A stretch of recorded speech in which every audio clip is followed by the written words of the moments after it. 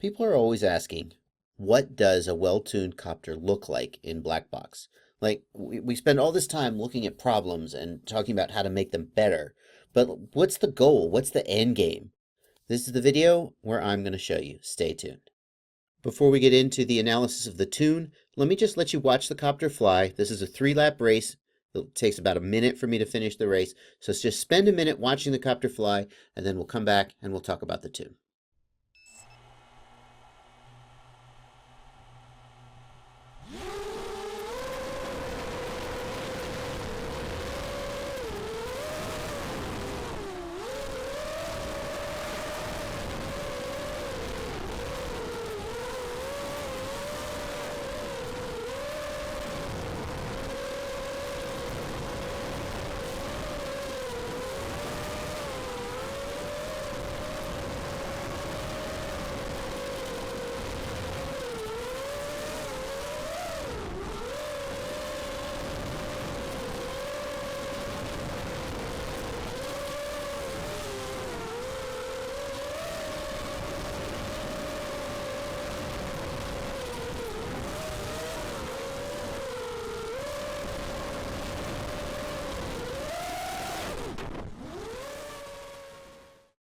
Okay, let me give you a little background. Now, first of all, as you can see, this is racing footage. This is not acro footage. So there's no huge punch outs, full throttle punch outs, big drops, flips, rolls.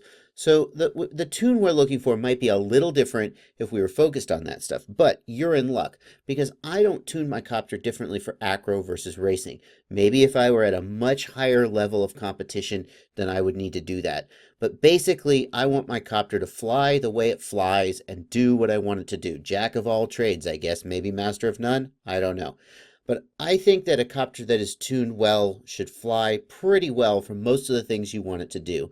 And it's only when you really get to the extremes that you might have like super high expo and super high rates for radical flips and rolls for acro flying.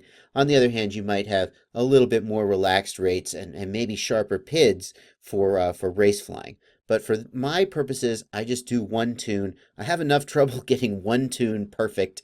I could never try to tune two different ways. I also find that I am a faster racer and a more confident acro pilot if my copter flies predictably and consistently. It always takes me a little bit of work to adjust to a copter that flies a little bit differently.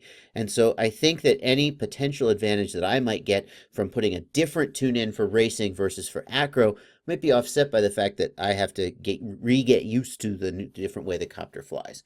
So this is my tune, my general all-purpose tune for both racing and acro, and that distinction doesn't really matter for me at this point. I also should tell you that I have got my flight controller mounted on rubber vibration dampening bumpers. And the reason I do that is because, as you've seen if you watch my channel, I have super noisy motors. I don't mean noisy like loud to your ears, I mean noisy like vibration. And they were making it really hard to get a good tune. And I could certainly just replace all my motors, but that seems like a shame. They still fly okay. They're just a little noisy. So I put the flight controller on bumpers, and let me show you what it did to my gyros. They look fantastic. Now, if you saw what they looked like before, you'd be much more impressed.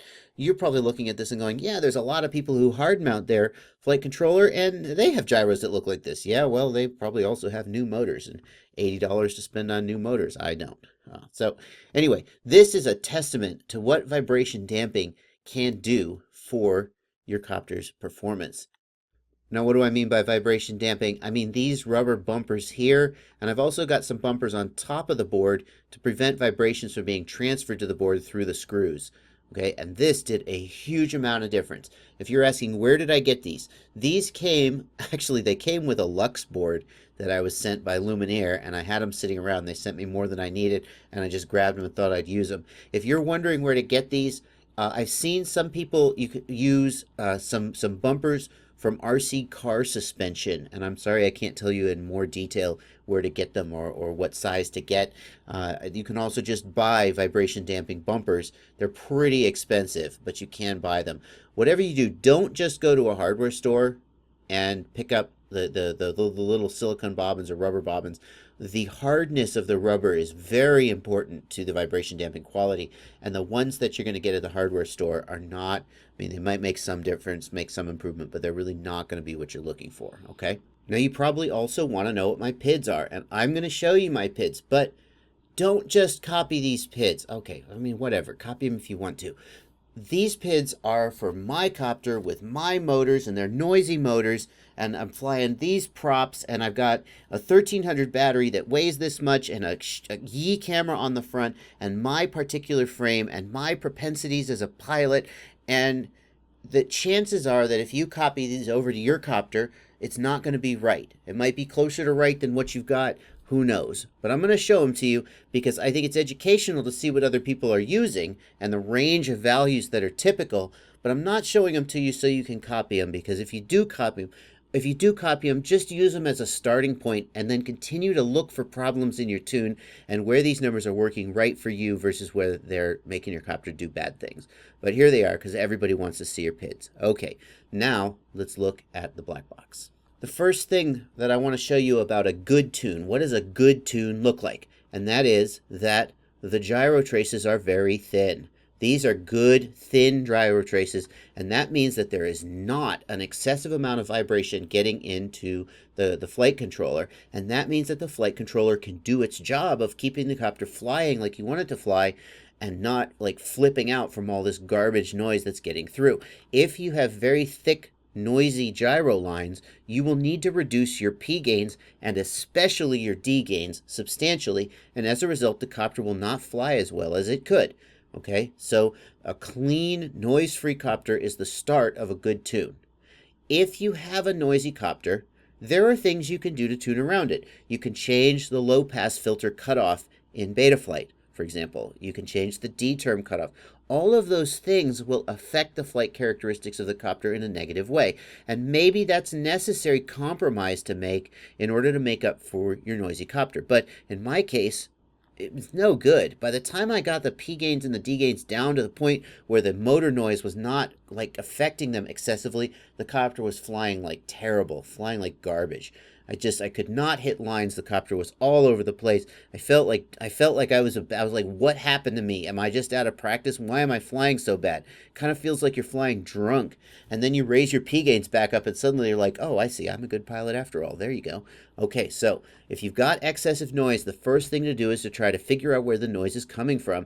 You can run a noise test on your motors using the motors tab and look at the accelerometer values, etc., etc. You could rebalance your props. You could get new props.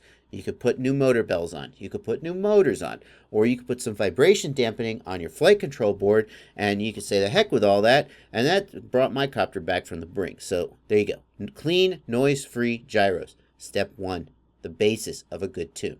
Now, let's go look at the roll axis. And what we want to look at here is we're going to start by looking just at the P term. Forget the other terms.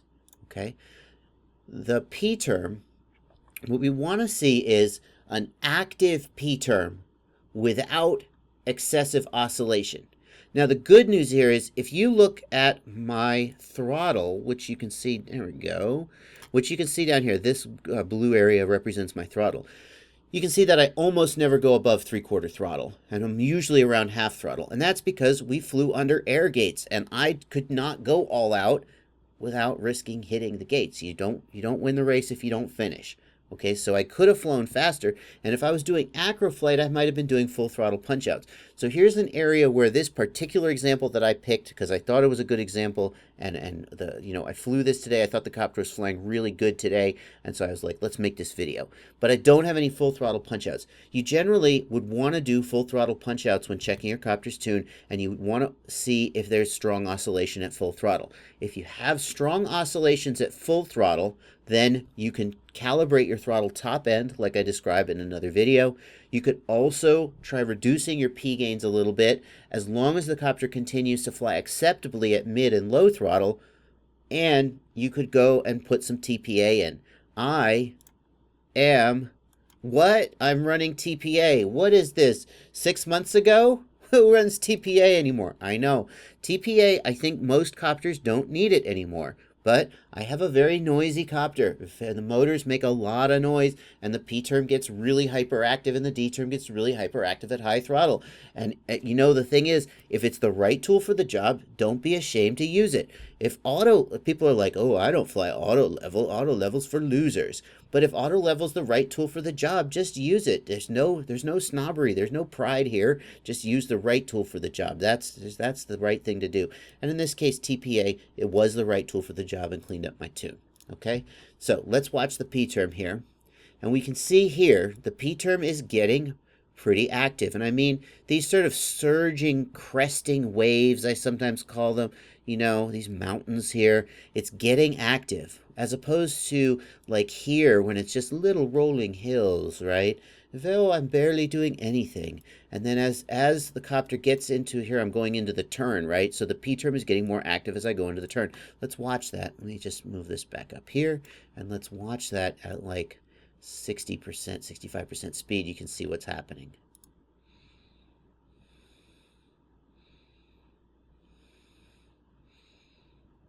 Okay, so you see as I go into the turn, the P term gets active on roll because the roll axis is doing things. And right here, you can start to see the peaks get narrower. Do you see that the peaks are narrower, whereas here they're wider? Okay, that is the P term starting to get close to being too high. Okay, starting to get close to oscillation. But I still feel like this is a good place to be because at the end of the day, the flight characteristics of the copter are what determines whether the tune is good or bad. And the flight characteristics of this copter are quite good. We don't see any hard oscillations, no sinusoidal sine wave looking oscillations, smooth sine wave oscillations. We see these irregular peaks. The copter is flying very well. The P term is getting active. It's always active, right? It's always going up and down. It's never oscillating, but it's always active. Okay, and this I feel like is what a good tune looks like. In fact, if I were going to tune for racing and not for acro flight, then I might raise my P term even higher because the P term is where it is now because I don't want it to be overactive on higher throttle punch outs like I do during acro flying. But if I was always racing and I was seldom at full throttle for the style of racing I do or the type of pilot I am, I might raise the P gain even higher so I get more activity and sharper response at these lower throttles, knowing that I would seldom be at higher throttle. Again, you see the P term is very active, but it's never going into oscillation. This is the almost maybe what might turn into oscillation if the P gain were higher, but not quite there. Okay? See here? We start to get a sort of a regular spacing in the peaks. That's a regular frequency here and a regular smooth, almost not quite sinusoidal yet, but it's starting to think about it, but it's not there yet. And that's usually where I want my P gains. Let's go look at pitch. The exact same guidelines are there for pitch. Okay, nothing different here. But pitch looks a little different than roll because of the weight distribution of the copter is different. The general goal, though, is the same. I want to look for cases. See, here's a big move on pitch. And I think what happened there is I had to like duck to get under the gate. Let's watch. I punched the throttle there maybe, and that's why pitch got a little more active. Again, we see pitch. We see a few times where there are sharp spikes on pitch, but in general, pitch is not overactive.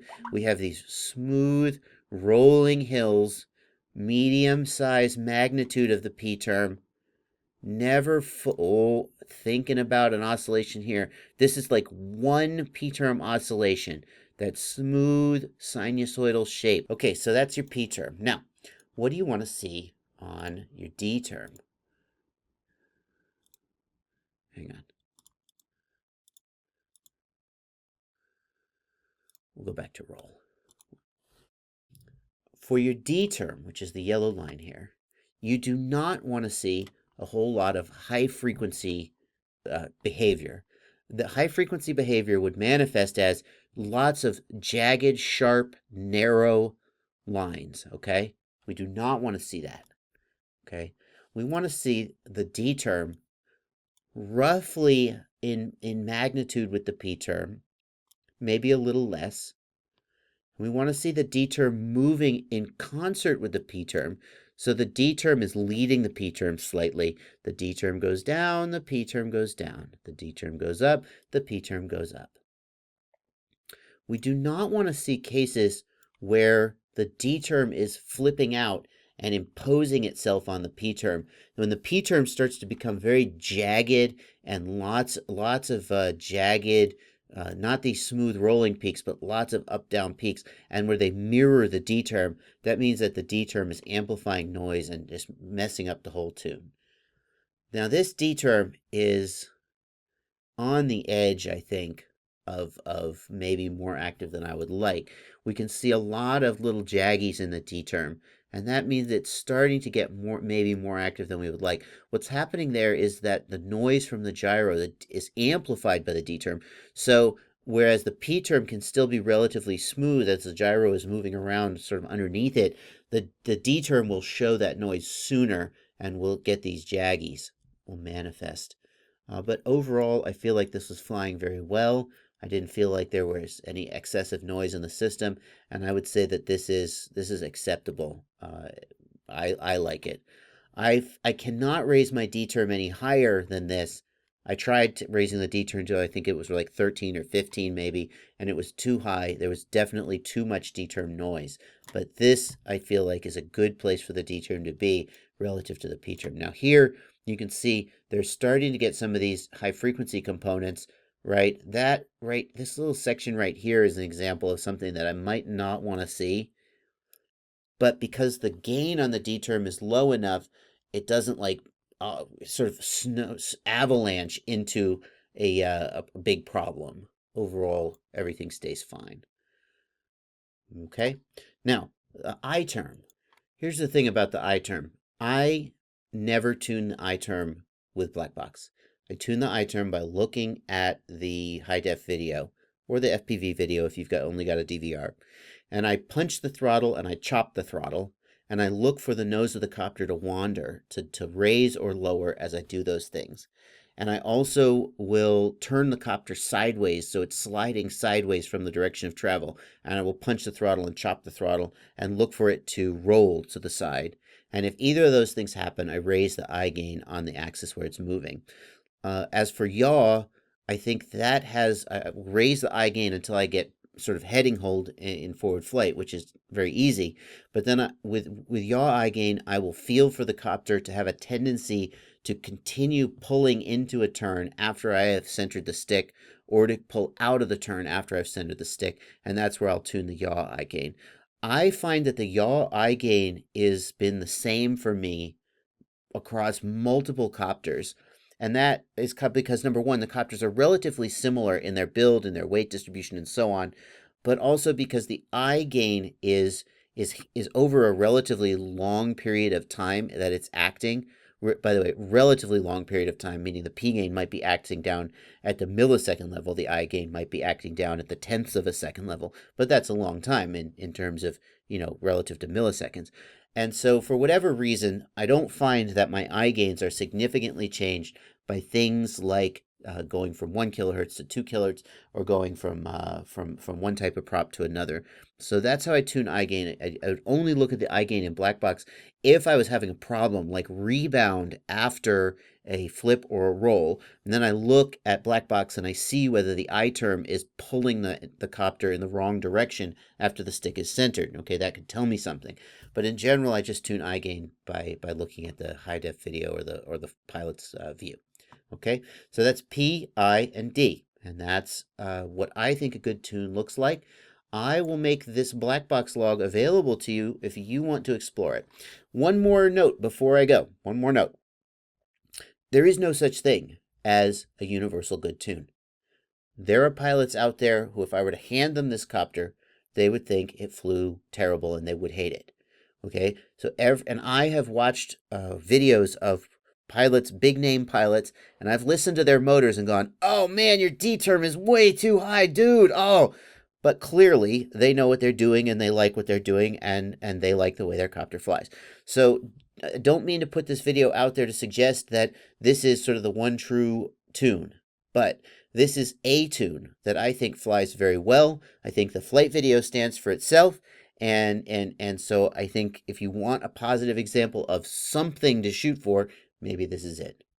Hope that's helpful. And as always, happy flying.